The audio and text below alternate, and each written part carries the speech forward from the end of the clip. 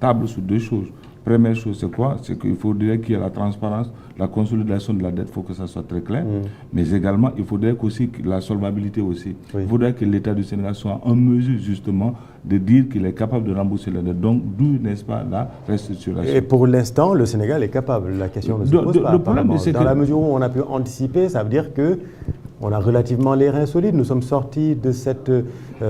enfin, il y a plus de marge de manœuvre pour reprendre c'est-à-dire que tout État, comme techniquement, est capable de rembourser sa dette. Oui. Il suffit de s'y mettre. Donc, tout État, économiquement, est capable de rembourser la dette. Oui. Il suffit de mettre les moyens qu'il faut pour y arriver. Donc, il y a des stratégies qu'il faut mettre en place pour pouvoir arriver à cela. Oui. Mais aujourd'hui, donc, compte tenu du point d'échauffement dont je viens de vous parler tout à l'heure, il s'agit de voir effectivement, est-ce que le Sénégal sera en mesure de respecter effectivement les critères qui vont être imposés par le FMI. C'est ça le point de changement. C'est quoi? Aujourd'hui, le FMI demande à ce que l'État du Sénégal puisse revoir effectivement l'état de ses finances, deuxièmement la situation réelle de la dette, deuxièmement également qu'on puisse imposer à l'État du Sénégal un certain nombre de types de réformes. Et aujourd'hui, en tout cas jusqu'à la dernière position, n'est-ce pas, de l'État du Sénégal, refuser d'accepter ça, on verra tout à l'heure ce qu'on appelle la restructuration, sous l'égide, n'est-ce pas, du FMI. Mais aujourd'hui, comme je l'ai toujours dit, que l'État fait toujours de la restructuration, mais sous une autre forme. Mais justement, c'est quoi une restructuration? Qu'est-ce que ça implique et quelles sont les conséquences politiques? Puisque c'est de ça qu'il s'agit. Aujourd'hui, ça vous fait sourire parce que c'est le point, en tout cas, dont tout le monde parle au Sénégal. Ok. Mais la restructuration, c'est la chose la plus simple aujourd'hui. C'est-à-dire que la restructuration est une opération technique entre un débiteur qui essaie de discuter les conditions de sa dette avec un créancier. Ces conditions reposent sur 4 modalités. Première modalité, c'est quoi? C'est le rééchelonnement. C'est-à-dire qu'une personne, la dette devait arriver à échéance. Vous vous dites quelque part, n'est-ce pas? Est-ce qu'il ne faut pas prolonger la date, n'est-ce pas, de l'échéance? Première chose. Première chose.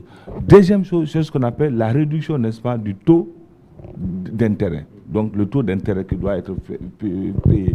Par exemple, vous dites à la personne, par exemple, que le taux d'intérêt qui doit être payé est de tel. Est-ce qu'il ne faut pas réduire le taux d'intérêt? Deuxièmement. Troisièmement, maintenant, ce qu'on appelle la réduction du principal de la dette. Quatrièmement, maintenant, c'est ce qu'on appelle le swap. C'est la dernière, il y a de cela un mois, les dernières opérations, ce qu'on appelle le swap. Soit sur le swap de la dette, soit le swap, n'est-ce pas, des devises. Voilà les 4 modalités. Donc, ça veut dire quoi? De façon très simple. Quand on dit que vous êtes en train de restructurer, c'est quoi? C'est que vous négociez avec votre créancier les conditions et les modalités de paiement. C'est-à-dire que pour éviter que vous allez vers la faillite. Donc maintenant, ces conditions-là se posent sur 4 points, comme je viens de vous dire. Le rééchelonnement, c'est-à-dire que vous discutez avec les différents... Parce qu'aujourd'hui, il faut d'abord comprendre qu'on a fait ce qu'on appelle la cartographie des risques de la dette.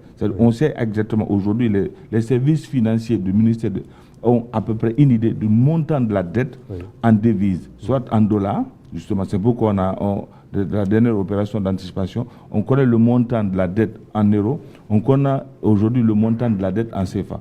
Donc aujourd'hui, les services compétents du ministère des Finances ont une idée exacte. Maintenant, la condition maintenant, c'est quoi? Soit d'accepter le rééchelonnement, ou bien de réduire effectivement le taux d'intérêt, ou bien de réduire le principal, ou bien de procéder effectivement par des opérations de swap.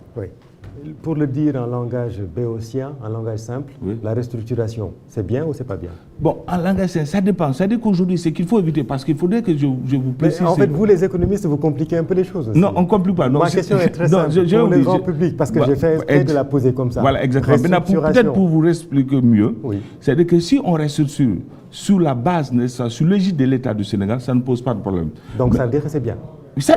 En fait, actuellement, c'est qu'il faut comprendre que l'État est en train de faire de la restructuration. Parce qu'aujourd'hui, si l'opération de swap qui a été faite, il y a de cela un mois, c'est de la restructuration. Aujourd'hui, si vous discutez, mais attention, il faut que je précise quelque chose de très simple. Aujourd'hui, si on fait de la restructuration sur l'égide du FMI, qu'est-ce qui risque de se passer? Parce que le FMI, rappelez-vous des programmes d'ajustement structurel qu'on a eu dans les pays africains dans les années 80. C'est-à-dire que le FMI va nous imposer des mesures, peut-être la compression, n'est-ce pas, des dépenses publiques, la compression, n'est-ce pas, tout ce qui est filets sociaux, c'est-à-dire les dépenses sociales vont être revues à la baisse.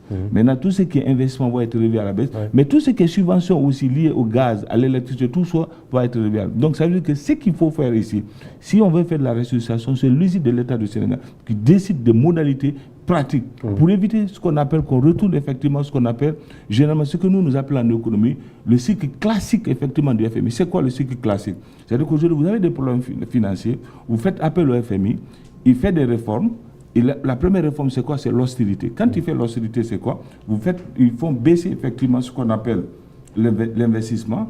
Ensuite, vous revenez effectivement la baisse de l'investissement, entraîne effectivement la baisse effectivement ce qu'on appelle des dépenses sociales. Oui. Et puis maintenant, après, hop, on retourne effectivement, parce que l'État ne pourra pas suivre, c'est les tensions sociales. Absolument. Avec les tensions sociales, la baisse de la réforme. On revient aussi avec très rapidement pour terminer, comment l'État justement peut-il concilier l'orthodoxie budgétaire exigée par le Fonds monétaire international, vous venez de le dire, et la nécessité de financer l'industrialisation, et je mets un guillemet à ce mot parce qu'on a tendance un peu à parler d'industrialisation alors qu'il y a pas mal d'étapes à franchir, l'industrialisation locale grâce aux revenus extractifs. Comment concilier ces deux aspects? Justement, voilà une occasion. Peut-être si le programme du FMI parvient, parce que le ministre dit fin du mois de juin, si on parvient effectivement on espère un accord avec le FMI, il faudrait justement, ce que je propose, que les programmes, les réformes justement qui seront imposées par l'État du Sénégal, qu'on ne se sert pas justement